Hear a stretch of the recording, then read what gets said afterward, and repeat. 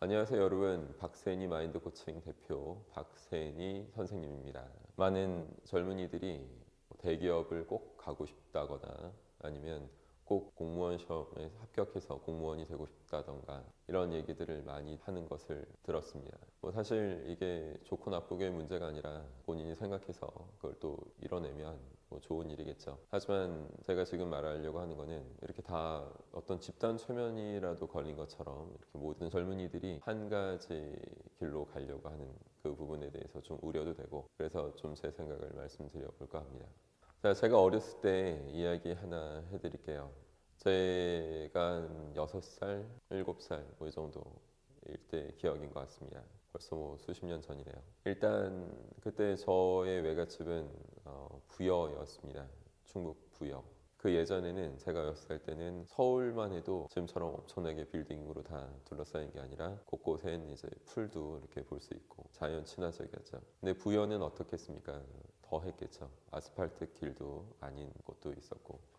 하여간 제 기억에 외갓집에 갈 때 아버지가 갑자기 어머니하고 동생한테는 원래 가던 길로 가라고 하시고, 아들아 너는 나랑 새로운 길로 가자 그러셨습니다. 전 그래서 굉장히 싫었어요. 왜냐면 가던 길로 가야지 안심도 되고 확실히 갈 텐데 새로운 길로 가자니까 괜히 좀 두렵기도 했고 그랬던 것 같습니다. 그렇지만 어리니까 발언권도 별로 크지 않고, 그래서 아버지를 따라갔죠. 자, 완전히 새로운 길로 가다 보니까 가시도 있었겠죠. 그래서 아버지가 그런 걸 잘 잘라주시고 이런 식으로 길도 만들어 주셨습니다. 그러니까 왜 이렇게 힘든 길로 가야 하나 좀 어린 마음에 원망도 했었습니다. 그러다가 이 길이 아니고 다른 저 길이 맞나 보다 이러실 때는 또 더 원망이 심해졌었죠. 자, 그렇게 우여곡절이 좀 있었지만 결국 외갓집에 도착을 했어요. 물론 시간이 좀 더 걸렸고 땀도 좀 더 났고 좀 불안했습니다. 하지만 도착을 했죠. 자, 그때 제 마음은 어땠을까요? 평상시보다 더 기뻤던 것 같습니다. 왜냐면 이게 되네, 이렇게 해도 갈 수 있구나, 이런 어떤 신선함도 있었고 그런 나름의 기쁨이 더 컸어요. 자, 그때 저희 아버지가 저의 눈을 보시면서 해주셨던 말씀이 지금도 기억이 납니다.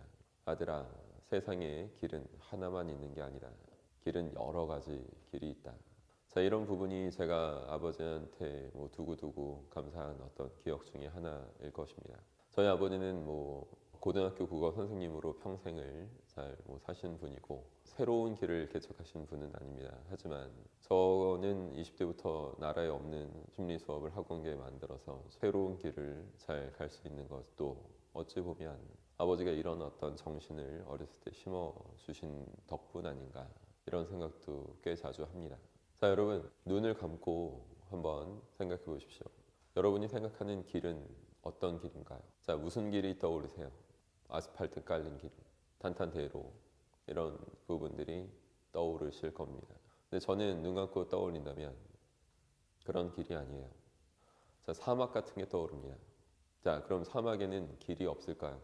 아니요, 그곳에도 길은 엄연히 존재합니다. 그 길을 갈 때 소신과 확신을 갖고 아주 고도의 집중 그리고 몰입 상태로 신념 있게 걸어간다면 그 사막에서도 저만의 길이 펼쳐집니다. 그리고 저만의 경험, 저만의 체험 등을 통해서 그 길을 걷고 있는 저는 누구도 부러워하지 않아도 될 충만한 삶을 걷고 있을 것입니다. 그렇게 계속 오랜 시간을 걷다 보면 어떤 일이 벌어질까요? 제가 묵묵히 걷고 있는 그 길, 진심으로 확신을 갖고 걷는 그 길을 누군가 바라보게 될 것입니다. 그래서 저도 그 길 한번 동참할 수 있도록 해주십시오.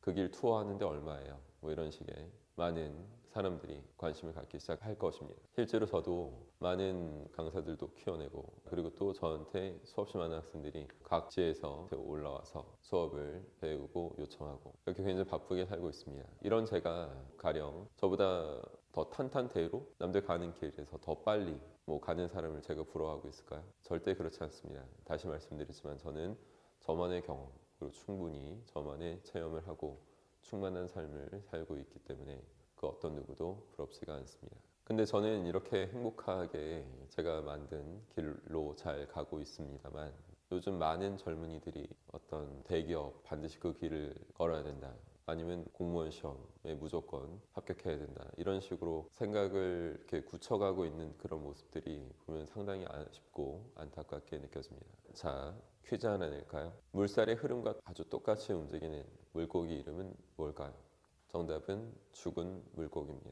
자, 죽은 물고기는 정말로 똑같이 물살의 흐름에 따라 움직이죠. 하지만 여러분은 젊은 사람들이고 죽지 않았습니다. 자, 연어는 어떻게 살까요? 강을 거슬러 역류하면서 또 알을 낳고 이어가지 않습니까? 그 물살의 흐름에 저항하면서 말이죠. 이런 것이 제대로 살아있는 것입니다.